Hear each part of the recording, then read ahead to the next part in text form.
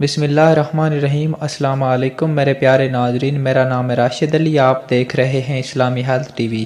دوستو، آج ہم علم جعفر کی روشنی میں آپ کو بتائیں گے کہ جس انسان کے سامنے والے دو دانتوں کے درمیان فاصلہ ہوتا ہے کہ آخر اس کا کیا مطلب ہے، کیونکہ علم جعفر میں انسان کے ہر اعضاء کا ذکر موجود ہے۔ علم جعفر میں جس انسان کے سامنے والے دو دانتوں میں فاصلہ ہو وہ انسان ذہین، کریٹو اور کامیاب انسان مانے جاتے ہیں، کیونکہ انسان کے دانت علم جعفر کی روشنی میں انسان کے جسم کے لیے محافظ کا مقام رکھتے ہیں۔ ایسے انسانوں کے اندر اپنے آپ کو جوڑنے کی صفت ہوتی ہے۔ جتنے بھی پریشان یا ڈپریشن میں یہ ہوں، اپنے آپ کو پوزیٹیو پیش کرنے کی انرجی رکھتے ہیں۔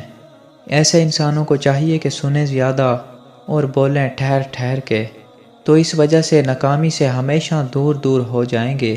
علم جعفر کی روشنی میں ایسے انسان جسمانی بیماریوں کا بہت زیادہ شکار ہو جاتے ہیں۔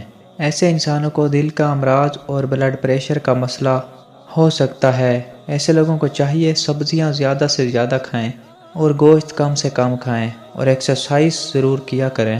اللہ کے کرم سے وہ اللہ کی پناہ میں رہیں گے۔ جس انسان کے دانتوں میں فاصلہ ہے، اگر وہ انسان کسی سے بات کرنے سے پہلے یہ پڑھ لیں یا فتح ہو یا رحمان ایک مرتبہ پڑھ کے بات کریں گے، فتح اور کامیابی ان کے ساتھ ساتھ ہوگی۔ دوستو، اس طرح کی دینی اور معلوماتی ویڈیوز دیکھنے کے لیے ہمارے چینل کو سبسکرائب کریں۔ ملتے ہیں نیکسٹ ویڈیو میں، تب تک کے لیے اللہ نگہبان۔